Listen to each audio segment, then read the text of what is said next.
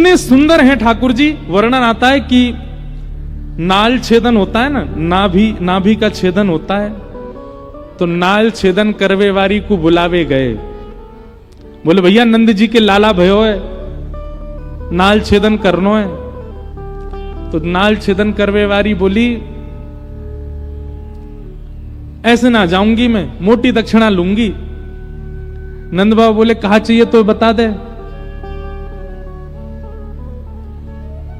खूब सारी सामग्री बता दी, माने इतनी गैया चाहिए, इतने रत्न चाहिए, इतने आभूषण चाहिए, नवलखा के इतने हार चाहिए। वो वाहुए लगी कि भैया इतने दिनों बाद मांगवे को मिलो, पीछे मत हटो।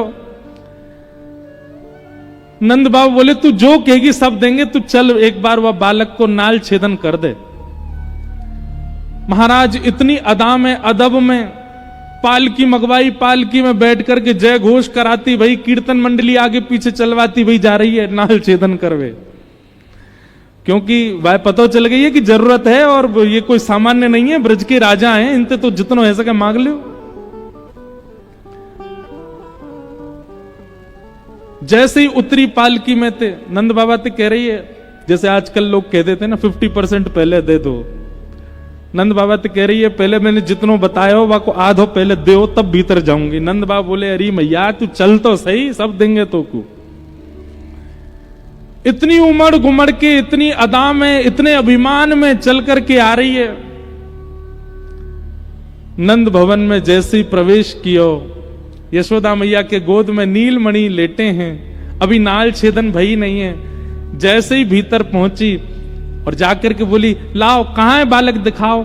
मैया ने जैसे ही नेक वस्त्र हटा करके अपने, अब देखो बुरा नहीं मानिएगा, 1-2 दिन के जो बालक होते हैं ना उनका रूप नहीं होता,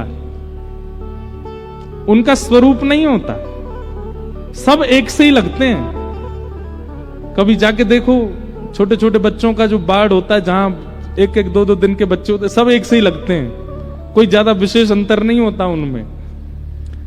तो इतने छोटे बालक में रूप नहीं आता, वो सामान्य सा ही लगता है। लेकिन जैसे ही यशोदा मैया ने वस्त्र हटाया लाल जी के मुख से और वो नाल छेदन करवे वारी को जैसे ही प्रदान किया, महाराज ठाकुर जी को रूप देखते ही पहले तो नेत्र सजल है गए, हाथ कांपन लगे।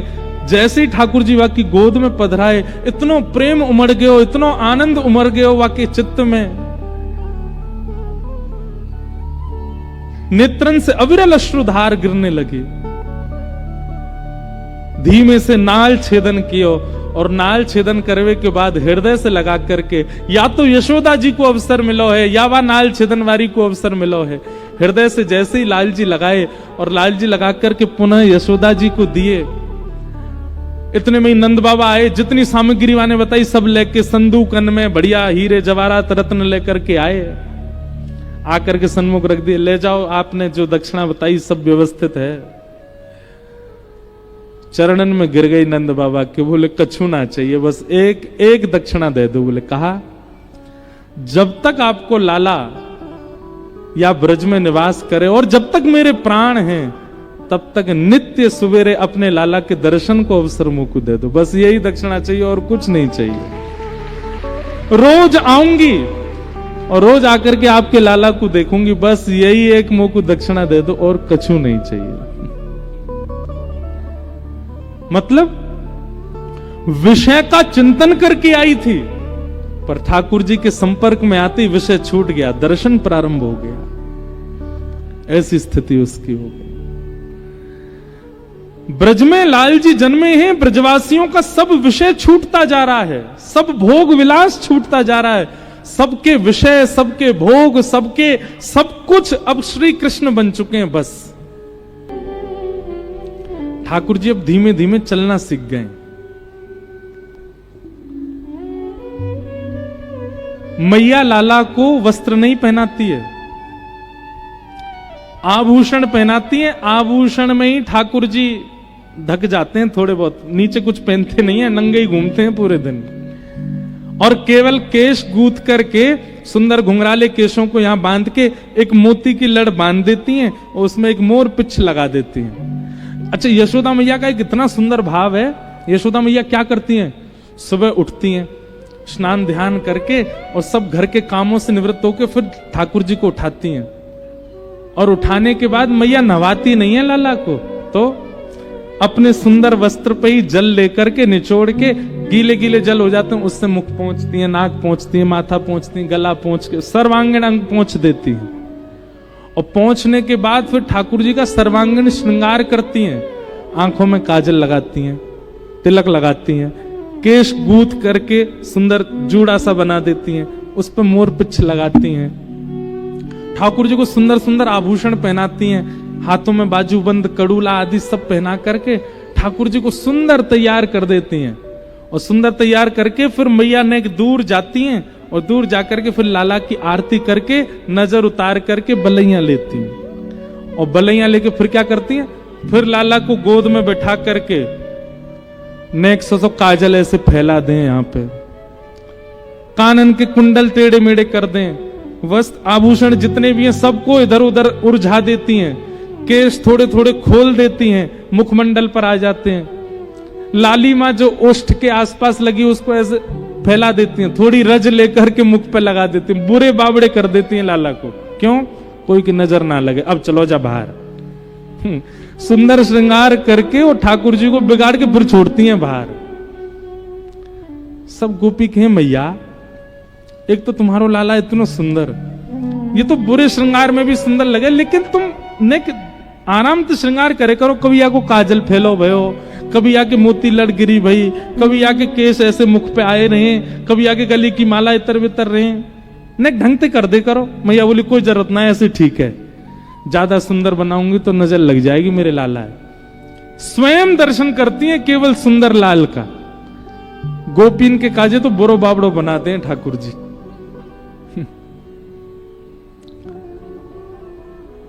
ऐसे ठाकुर जी, एक दिन ठाकुर जी भीतर बैठे और तभी एक गोपी बाहर से जा रही है, हल्ला करती भाई, अरे कोई आम ले लो, कोई सेब ले लो, कोई अमरूद ले लो, कोई केला ले लो, फल बेचती भाई जा रही है।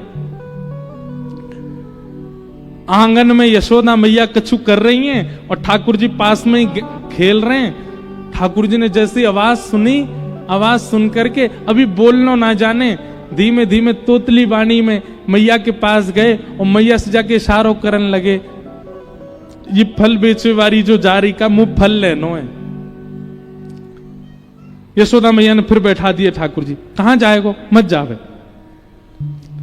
ठाकुर जी फिर उठ के खड़े हो गए, फिर मैया के पास गए, मुंह फल लेनो है। ठाकुर जी बोले, मैया बोली लाला फल ऐसे ना मिलो करें, धन देनो पड़े फलवारी इनको, धन नहीं तो अनाज देनो पड़े तब जाकर के फल मिले। ठाकुर जी बोले मैं दे आऊंगा, मुझे जान दो। मैया बोली अच्छा चल जा, फल खरीद के ला, आज मैं देखूं तू कैसे लावेगो। सो ठाकुर जी पहले तो अनाज घर में गए और वहां जाकर के छोटे छोटे हाथन में ठाकुर जी ने ऐसे अनाज भर लिए। नेक से लाला 1-1.25 साल के हैं, अभी चलनो सीखे हैं, बस हाथन में अनाज भर लियो और अनाज भर के अब ठाकुर जी फल लेवे जा रहे हैं। तो अनाज तो भर लिए लेकिन यहां से हाथ ऐसे खुले हुए, सबरो अनाज नीचे गिरतो जा रहा है। और वहां में भी बड़े लोग तो भैया संभलनो जाने, बालक तो कूदते भय जा रहे हैं, ठाकुर जी जोड़ते कूदते भय जा रहे, सबरो अनाज गिरतो जा रहा है। और यशोदा मैया इस लीला को देख रही है, लाला आज फल लेवे जा रहा है, खरीदवे जा रहा है। जैसे ही नंद भवन के सामने तो वो गोपी निकली, तोतली वाणी में ठाकुर जी चिल्ला रहे, अरे फल वाली रुक जा, अरे नेक रुक जा। और उसका स्वर जैसे ही सुना है, ठाकुर जी का स्वर जैसे ही देखा, नन्हे से गोपाल जी केश घुंघराले फैले हुए हैं, सुंदर आभूषण पहने, हाथ में गेहूं लेकर के दौड़ते उछलते जा रहे हैं, सबरे गेहूं फैलते जा रहे हैं। और इतनी तत्परता फल लेने की ठाकुर जी के मुख पर दिख रही है। उस छवि को देख करके वो फल बेचनेवाली तो मोहित है गई लाल जी पे। विक्रेतु कामा खेल गोप कन्या मुरारी पादार पित चित्त वृत्ति, उसकी चित्त वृत्ति लग गई ठाकुर जी के चरणों में, बैठ गई, थोड़ी पे हाथ धर के ठाकुर जी को दौड़ते आते हुए देख रही है। ठाकुर जी समीप गए और समीप जाके हमें फल दे दे। गोपी ने हाथ आगे कियो, पहले कछु दो। सो ठाकुर जी के हाथ से सबरे गेहूं फैल गए, एक गेहूं को दानो बचो बस। सुबह को लेकर करें ले जाके बल में जितना आवे दे दे। और एक गेहूं को दानो लेकर के गोपी ठाकुर जी को देख रही है और रूप माधुरी को देख करके आनंदित हो रही है।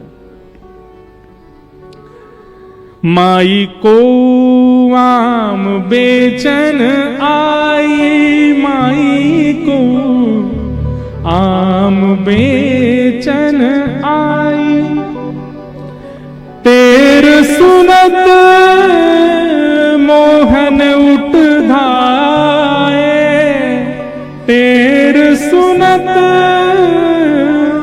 मोहन उठ धाए, भीतर भवन बुलाई, माई को आम बेचन आई। ठाकुर जी ने उसको एक गेहूं का दाना दे दिया। गोपी बोली, अरे इतनी दक्षिणा, इतनी दक्षिणा तो मैं बहुत कुछ दे दूंगी। ठाकुर जी बोले, ना इतना दे दे जितना मेरा पेट भर जाए, बस इतना दे दे। अब वो सखी क्या कर रही है? ठाकुर जी तो बोली, थैला लायो संग में। ठाकुर जी बोले, थैला के बराबर तो हम ही हैं, कहां ते थैला लामे, ऐसी दे दे।